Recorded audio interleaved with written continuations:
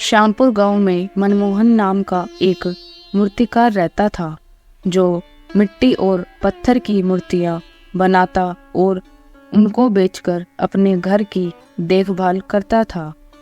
उसके घर में उसके साथ उसकी बूढ़ी माँ रहती थी। मनमोहन सुबह सुबह ही अपनी मूर्तियों को बेचने के लिए बाजार चला जाता था।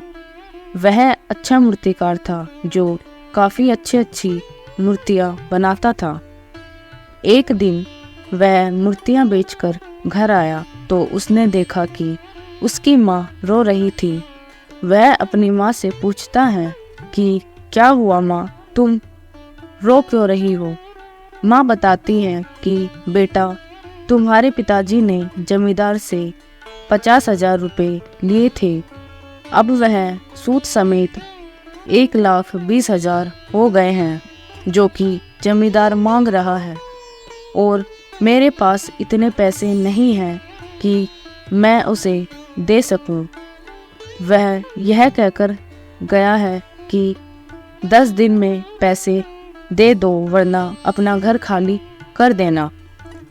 मनमोहन अपनी माँ से बोलता है कि तुम चिंता मत करो, मैं पैसों का बंदोबस्त करता हूँ। अगली सुबह मनमोहन पैसों का बंदोबस्त करने के लिए निकल पड़ता है। वह इधर उधर भटक ही रहा था कि तभी उसे मूर्तियों का प्रदर्शन दिखता है जो कि कुछ हफ्तों बाद होने वाला था। यह देखकर मनमोहन बहुत ही खुश होता है क्योंकि वह एक अच्छा मूर्तिकार था। वह घर जाकर एक मूर्ति बनाने में लग जाता है। उसे मूर्ति बनाने में 8 दिन का समय लगता है। वह कड़ी मेहनत करके इन दिनों में एक बहुत ही सुंदर मूर्ति बना देता है और इसे प्रदर्शनी में ले जाता है। वह प्रदर्शनी के मालिक से कहता है कि मालिक, मेरी मूर्ति प्रदर्शनी में रखवा दीजिए। उस प्रदर्शनी का मालिक बहुत ही दुष्ट और घमंडी होता है। वह मनमोहन की मूर्ति को लेने से मना कर देता है। वह कहता है कि तुम जैसे गरीब लोगों की मूर्ति मेरे इस प्रदर्शनी में नहीं रखी जाती। तुम कहाँ और हम कहाँ, तुम्हारी हमसे कोई बराबरी नहीं है। ऐसा कहकर उस प्रदर्शनी का मालिक मनमोहन की मूर्ति को धक्का दे देता है और मूर्ति नीचे गिरकर टूट जाती है। मनमोहन बहुत उदास होता है। वह रोते हुए अपनी मूर्ति को समेटकर बाहर निकल जाता है। वह अपने घर की ओर लौटता है। लौटते लौटते शाम हो जाती है क्योंकि मूर्ति की प्रदर्शनी शहर में थी। वह रास्ते में ही रुकने की सोचता है। वह एक जगह अपनी मूर्ति को रख देता है और उसके पास ही आराम करने के लिए बैठ जाता है। तभी अचानक उसे कुछ आवाज़ सुनाई देती है। वह उठकर इधर उधर देखता है। उसकी नज़र अपनी मूर्ति पर जाती है तो वह हैरान हो जाता है। वह देखता है कि उसकी मूर्ति वापस से बिल्कुल ठीक हो गई है। यह देखकर वह काफ़ी खुश हो जाता है। उसे विश्वास नहीं होता है, इसीलिए वह अपनी मूर्ति को आगे पीछे होकर निहारता है और छूकर परखता भी है कि मूर्ति वास्तव में ठीक हो गई है या नहीं। यह देखकर वह बहुत ही खुश हो जाता है।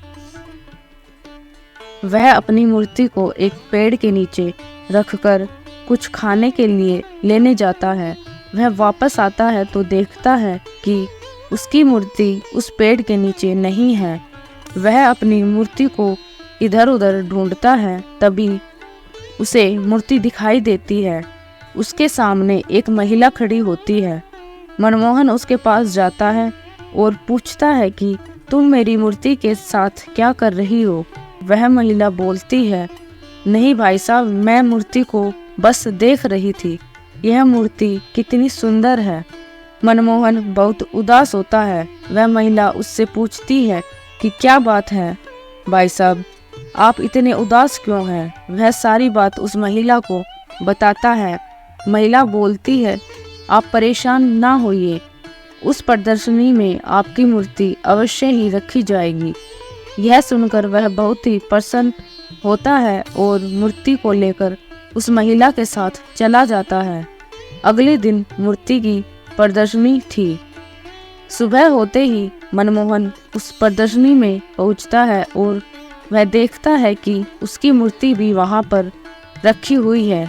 यह देखकर मनमोहन बहुत ही खुश होता है और इससे भी ज़्यादा खुश वह यह देखकर होता है कि उसकी मूर्ति के पास सबसे ज़्यादा भीड़ है और लोग उसे पसंद भी कर रहे हैं।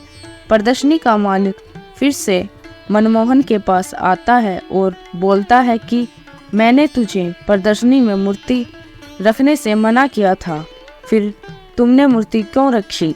मनमोहन बोलता है, मैंने नहीं, उस महिला ने मेरी मूर्ति रखवाई है, वह भी एक अच्छी मूर्तिकार है।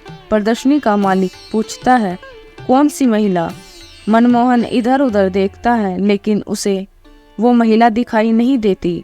फिर वह अपने मन में सोचता है कि मूर्ति का जुड़ना, उस महिला का मिलना और मेरा यहाँ इस प्रदर्शनी में आना कोई इत्तेफाक नहीं हो सकता। वह समझ जाता है कि वह औरत कोई और नहीं, उसकी मूर्ति ही थी। अब प्रदर्शनी के मालिक के बोलने से पहले ही प्रदर्शनी में आए हुए बड़े बड़े लोग मनमोहन के पास आते हैं और कहते हैं, भाई आपकी बहुत ही अच्छी मूर्ति है, आप इस मूर्ति के कितने पैसे लोगे? मनमोहन मूर्ति बेचने से मना कर देता है। वहाँ के लोग कहते हैं कि अगर आप इस मूर्ति को बेचना नहीं चाहते तो क्या आप इसके जैसे ही खूबसूरत मूर्तियाँ बना सकते हैं? मनमोहन हाँ बोलता है और उसे काफ़ी लोगों से मूर्तियों का ऑर्डर मिल जाता है। वह प्रदर्शनी से बाहर निकल ही रहा था कि गेट पर दो व्यक्ति उसका इंतजार कर रहे थे। उन व्यक्तियों के हाथ में पैसों का बैग था। वह दोनों व्यक्ति मनमोहन से पूछते हैं कि आप हमारे लिए मूर्ति बना सकते हैं? हमने देखा है आपकी मूर्ति काफ़ी खूबसूरत है। मनमोहन कहता है, क्यों नहीं भाई साहब, मैं आपकी मूर्ति अवश्य बनाऊंगा। मनमोहन उनका ऑर्डर लेकर और पैसों से भरा बैग लेकर घर आता है और कुछ दिनों में ही उनकी मूर्ति बनाकर उन्हें दे देता है और प्रदर्शनी में उसे मूर्तियों की कीमत 3 लाख के करीब मिलती है। उन पैसों से वह अपने कर्ज को चुकाता है और बचे हुए पैसों से अपने घर की देखभाल करता है।